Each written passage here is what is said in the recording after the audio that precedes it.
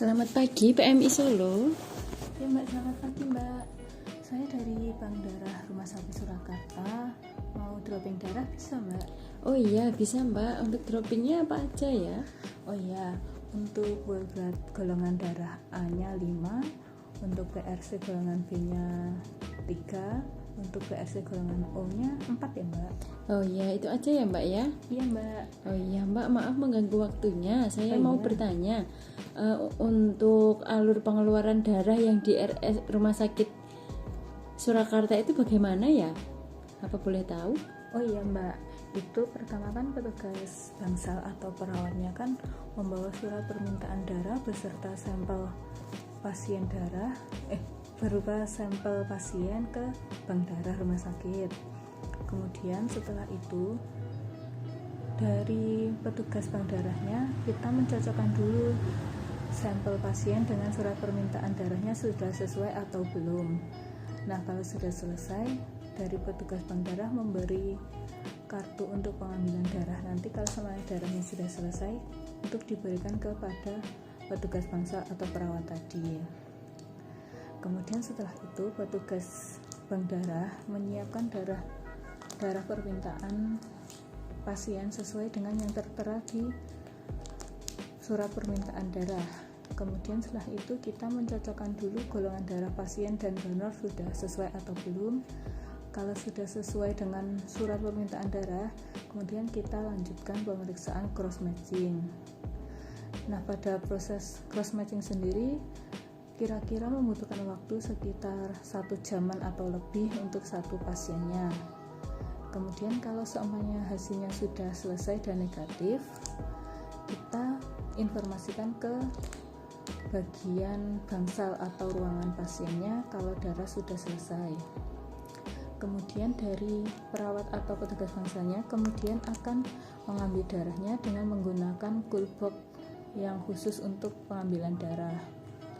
Sebelum darahnya dikeluarkan, nanti petugas bank darah memeriksa lagi kecocokan data surat permintaan dengan data dari bank darah dengan darah yang akan dikeluarkan. Yang dicocokkan itu antara lain nama pasien, tanggal lahir, nomor rekam medis kalau ada, kemudian golongan darah, dan juga jenis permintaannya. Kalau sudah sesuai semua, baru bisa dikeluarkan, kita serahkan kepada perawat atau petugas bangsalnya. Nah, kemudian dari petugas bangsalnya meletakkan darah tadi di coolbox kan biar darahnya tetap terjaga kualitasnya. Kemudian kalau sudah, kemudian dibawa ke bangsal untuk ditransfusikan ke pasien. Kalau untuk yang mengambil darahnya itu apa harus petugas perawat yang di bangsal? Kalau semisal dari keluarga pasien yang mengambil ke bank darah itu apa boleh? Kalau di sini biasanya harus perawatnya sih Mbak, soalnya kan kalau dari keluarga pasien takutnya kan belum tahu alurnya bagaimana, kemudian belum tahu cara memperlakukan darahnya bagaimana, jadi takutnya nanti kualitasnya malah rusak atau tidak sesuai dengan anjuran transportasi darah.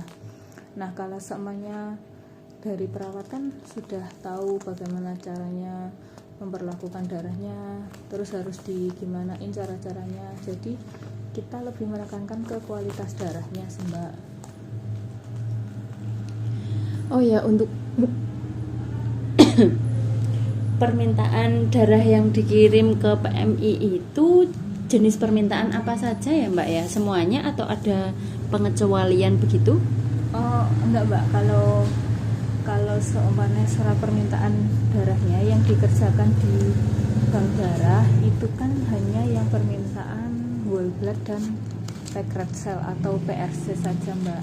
Jadi kalau semuanya permintaannya trombosit atau resprosen plasma atau FFP itu biasanya langsung dikirim ke PMI, soalnya kan dari bank darahnya sendiri kan tidak punya stok darahnya. Kemudian juga ada yang pasien yang hasil cross matchingnya yang incompatible, sehingga harus dikerjakan ke PMI. Kemudian ada juga yang pasien yang kesulitan dalam menentukan golongan darah, itu biasanya juga kita rujuk ke PMI, Mbak. Jadi nggak semuanya kita kerjakan di bank darah semua, Mbak.